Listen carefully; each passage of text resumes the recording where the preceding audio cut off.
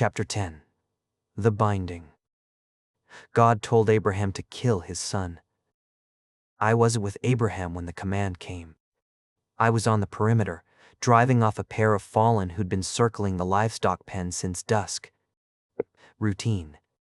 The same work I'd been doing for years, the same small fights that had filled my day since Isaac was born. Then the spiritual atmosphere fractured. I don't have a better word for it. The air around Hebron, the steady hum of an established camp with an established promise and an established routine, cracked open. Something had entered the spiritual realm that was heavier than anything since the covenant vision. I turned toward Abraham's tent and felt it pressing outward from that direction, a wave of divine weight that dropped me to one knee before I understood what it was. God was speaking to Abraham, directly, without intermediary. I couldn't hear the words, not from the perimeter, but I could feel their impact on the spiritual realm, the way you feel the impact of a stone hitting water, even if you can't see the stone. Whatever God was saying, it was bending the air around it. I moved closer, fast. And as I approached the tent, I caught the edge of the command. Not the whole thing, the end of it. Sacrifice him there, as a burnt offering on a mountain I will show you. Burnt offering, him, he meant Isaac. I stopped, stood in the dark outside Abraham's tent, and tried to understand what I'd heard. God had told Abraham to sacrifice his own son, the promised son, the child they'd waited 25 years for, the seed through which all the nations of the earth would be blessed. The boy whose laugh I'd been listening to for years, the one whose first steps I'd watched between his father's outstretched hands. God wanted Abraham to kill him. The darkness, burn on my arm, erupted. Not the cold ache of fallen proximity or the hot flare of divine judgment. A new searing, as if the scar were being reopened, as if the wound recognized a connection between this command and whatever darkness had burned it in the first place. I sent word to Michael, not a report, a distress call. The closest thing to panic I'd ever communicated through official channels. Michael arrived within the hour.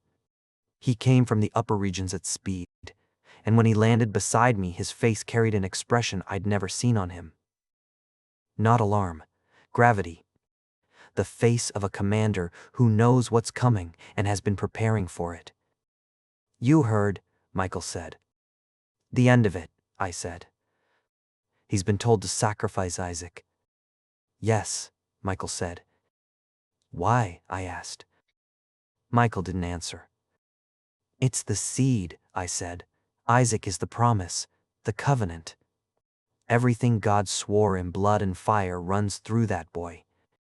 If Abraham kills him, the promise dies on that altar. Everything we've fought for since since the garden, everything. Yes, Michael said again. Then why? I said. The word came out sharper than I intended. Why would God command this? Why would he build a promise for decades and then tell the man who carries it to destroy it? Michael looked toward Abraham's tent. Inside, the lamp was still burning. Abraham hadn't come out. He hadn't cried out. He hadn't argued the way he'd argued for Sodom. I don't know why, Michael said, but I know what our orders are. What orders? I asked. We watch, Michael said. We protect. We do not intervene in the choice. And we protect the ram. What ram? I asked. Michael looked at me, and I could see he was holding back more than he was saying. There's a ram, Michael said. On the mountain where Abraham is being sent. It will need to be protected until the moment it's needed. The fallen can't take it from God, but they can drive it off, scatter it, keep it from the thicket when the moment comes. A provision late is a provision lost. That's your assignment. Hold the ram in place. I don't understand, I said. No, Michael said, you don't, neither do I. But God has given specific orders, and we follow them. Abraham rose before dawn. I watched him move through the camp in the early dark. He didn't wake Sarah. I saw him pause at the entrance to their tent and look back at her sleeping form. She was curled on her side, one hand resting near the place where Isaac usually slept. Abraham stood there for 3 breaths, then a fourth. Then he turned away and closed the tent flap and didn't look back again. He gathered wood for the offering. He saddled his donkey. He woke Isaac and 2 servants and told them they were going to worship. His face was set with an expression I'd seen once before, on the road to Egypt, when fear had hardened his features into stone. But this wasn't fear. This was something else. Obedience that had passed through fear and come out the other side into a place I didn't have a name for. Isaac followed his father without question.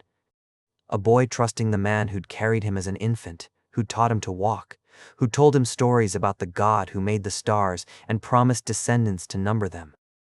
He had no reason to doubt, no reason to fear.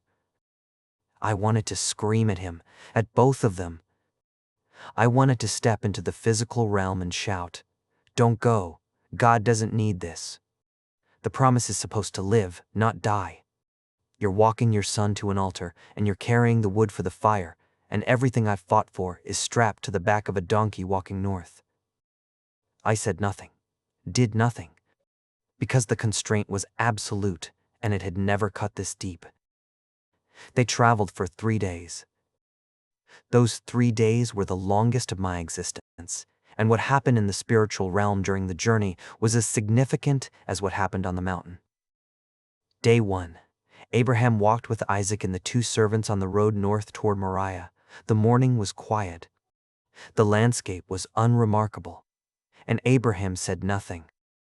That was what struck me first. Not the command, not the journey, the silence. Abraham, who prayed every morning at his altar, who talked to God the way some men talk to friends, who had argued for Sodom's survival and bargained down to 10 righteous, walked the entire first day without speaking.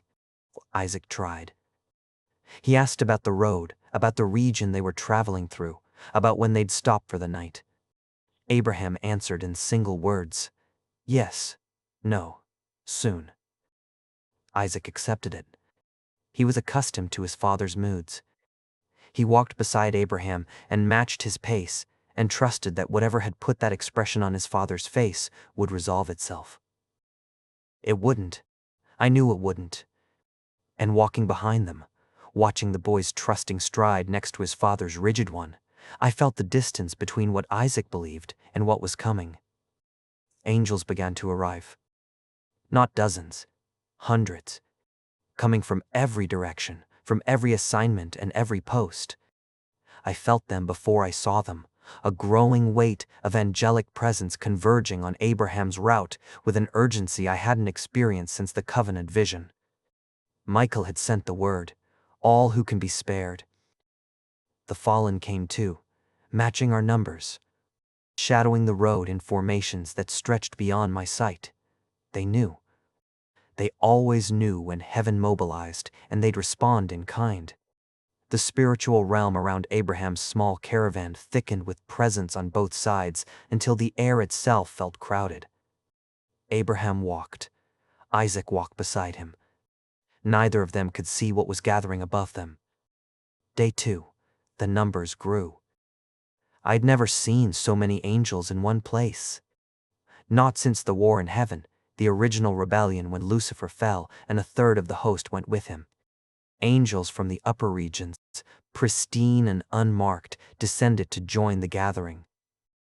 Earth-assigned warriors arrived from the far side of the world. The formation stretched upward in layers, rank upon rank, filling the sky above the road with a silent congregation that would have been visible to human eyes as a cloud of light from horizon to horizon.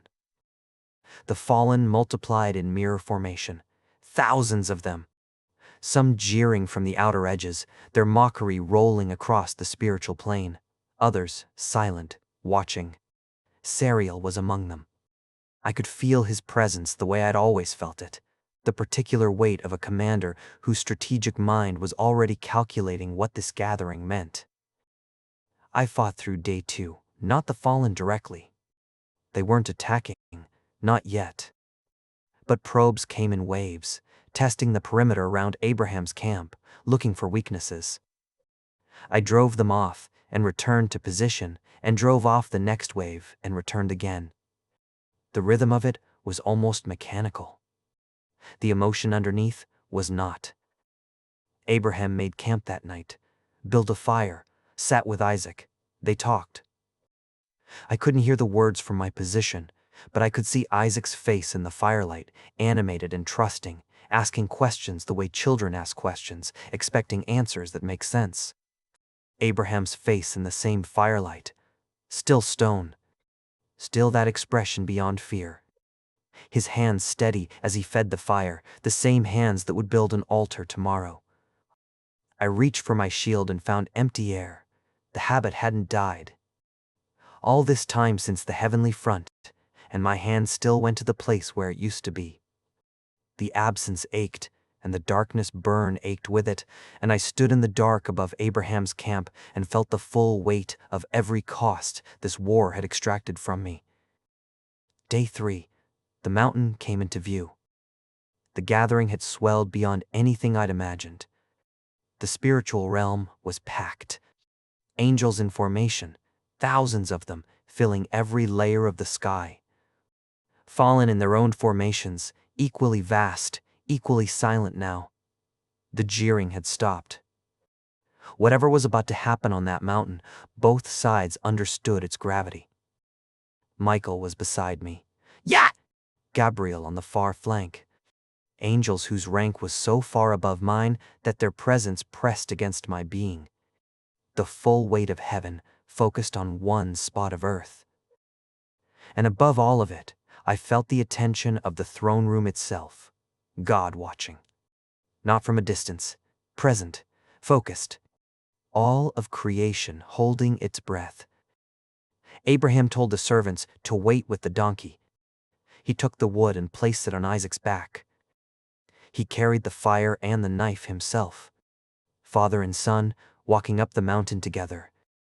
Isaac looked at the wood on his back, looked at the fire in his father's hand, looked at the knife. Father, Isaac said. Yes, my son, Abraham said. The fire and wood are here, Isaac said, but where is the lamb for the burnt offering? The question hung in the air. Every angel on the mountain heard it. Every fallen heard it. The silence that followed was the deepest silence I've experienced in all my existence. Thousands of spiritual beings, holding their breath, waiting for the answer. Abraham's voice when he spoke was steady. How he was steady, I don't know. How a man can carry that answer in his mouth and deliver it without breaking, I will never understand. God himself will provide the lamb for the burnt offering, my son, Abraham said. They walked on together.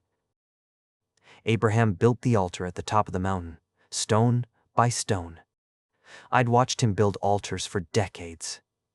At Shechem, at Bethel, at Hebron. His hands knew the work. The stones went up the way they always went up, steady and deliberate. But this altar was different.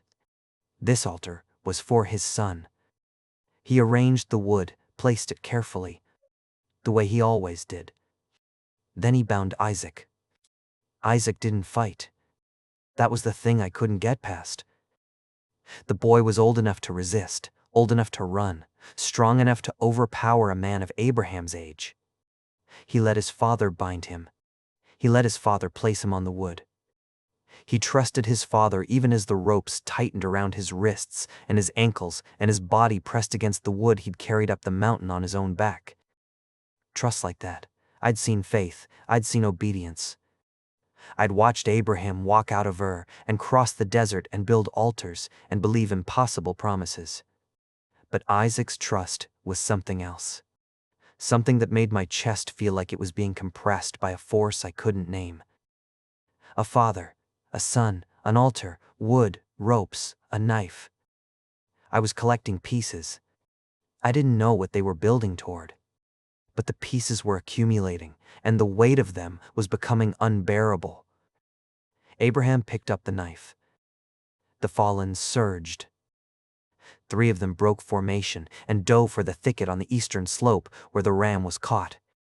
I launched after them before I fully understood what I was doing. Michael's orders. Protect the ram. The assignment I'd been given without understanding it. The provision that had been positioned on this mountain before Abraham ever arrived. I caught the first fallen before he reached the ground. We fought in the air above the thicket while below me, Abraham raised the knife above his son. I couldn't watch both.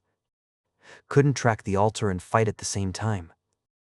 I drove my blade through the first attacker's guard, and he fell back, and the second one was already past me, diving for the ram. I intercepted, barely. The impact of the collision drove us both into the rock face, and my darkness-burned screamed as the fallen's presence pressed against the scar. I held him there, pinned against the stone, while the third circled for an approach on the thicket. The ram was struggling against the thorns that held its horns, alive, bleeding, unaware of any of it. I drove the second fallen off the rock face and turned to meet the third. He was fast, faster than the other 2. A senior operative, not a border skirmisher. Sariel had sent his best for this. I met him blade to blade, and we hung there for a moment, suspended above the thicket, and I could see past him to the altar, where Abraham's arm was raised and the knife was catching the sunlight, and Isaac's eyes were closed. The fallen grinned. "Too late," he said. I broke his guard, drove him back, turned to the thicket. The ram was still there, still caught, still alive. From the altar, I heard Abraham's breath catch, the knife at the apex of its arc, his hand trembling but not stopping. Everything I'd been fighting for, everything I'd been guarding since since the covenant, since the garden, coming down to this moment and this blade and this boy on the wood. Then a voice from heaven. "Abraham, Abraham." The voice cut through everything, through the silence, through the spiritual pressure, through the gathered hosts of heaven and hell. It came from above, from beyond, from everywhere at once. Not Michael's voice, not Gabriel's, yours. A voice I'd heard before, at the covenant, at Mamre, a voice that carried its own authority. The angel of the Lord. "Do not lay a hand on the boy," the voice said. "Do not do anything to him. Now I know that you fear God, because you have not withheld from me your son, your only son." The knife stopped. Abraham's hand opened. The blade fell, hit the stone beside the altar with a sound that I heard above the roar of the gathered hosts, above the fallen screams of rage, above the angels' worship that erupted like a dam breaking. Isaac was alive. The boy was alive. The promise was alive. Abraham looked up, saw the thicket, saw the ram I'd been fighting to protect, caught by its horns in the thorns, struggling and bleeding and alive. He understood. I watched it cross his face slowly, not all at once but spreading, until it had touched every part of his expression.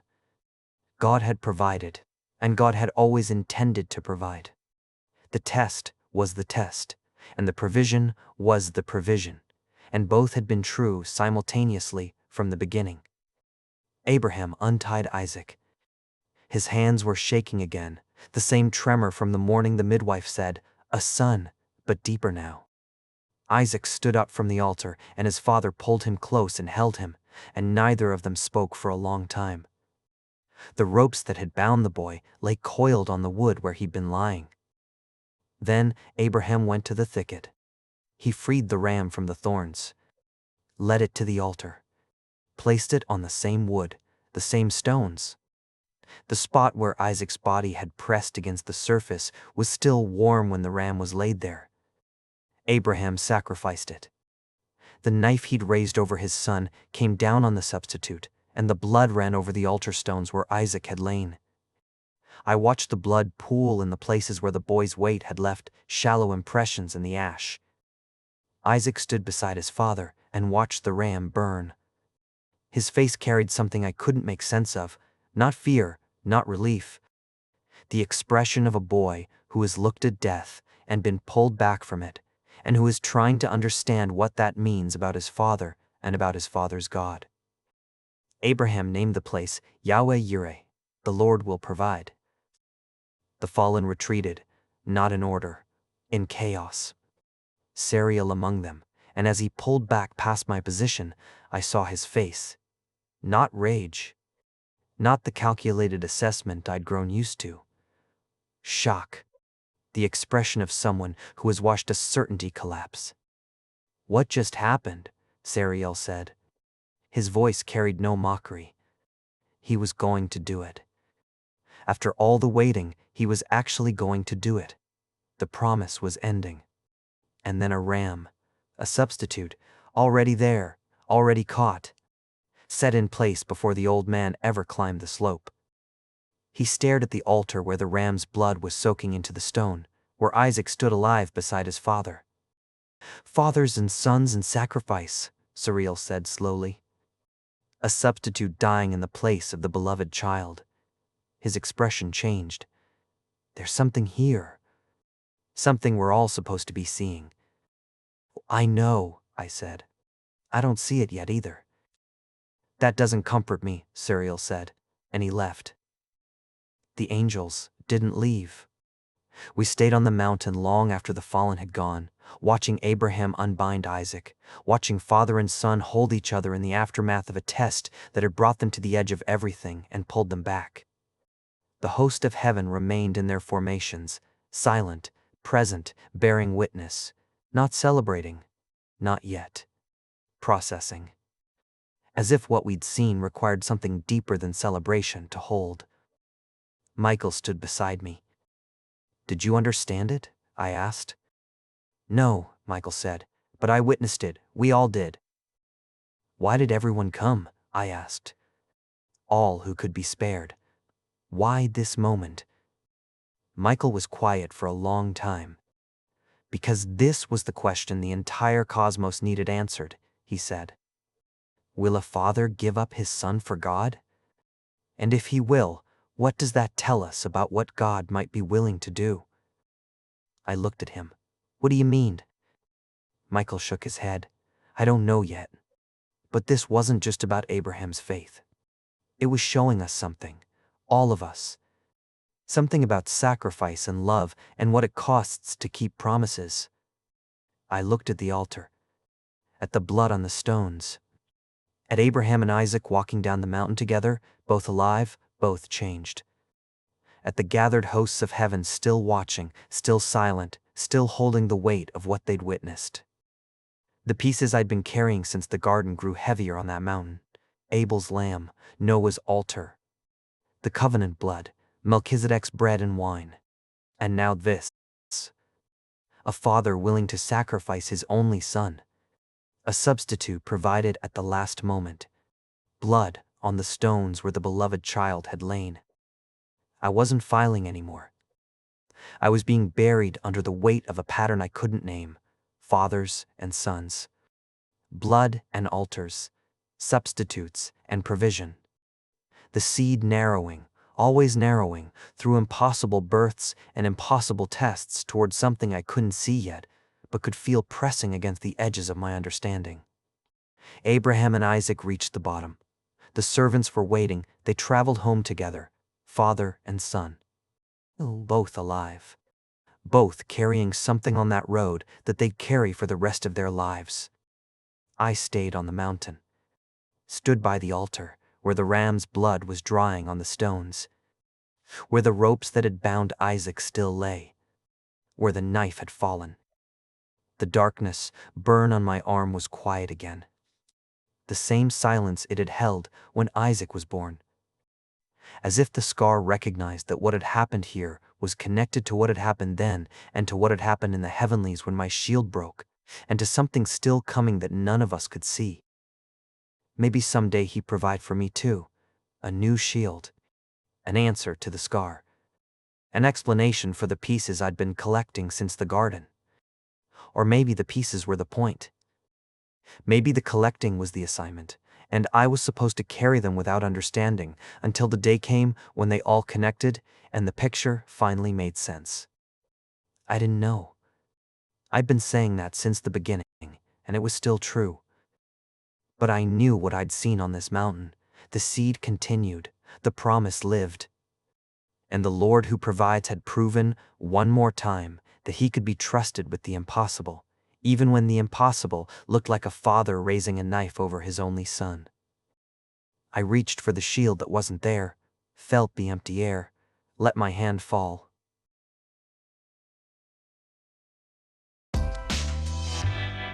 Chapter Guild, Stories for Your Mind.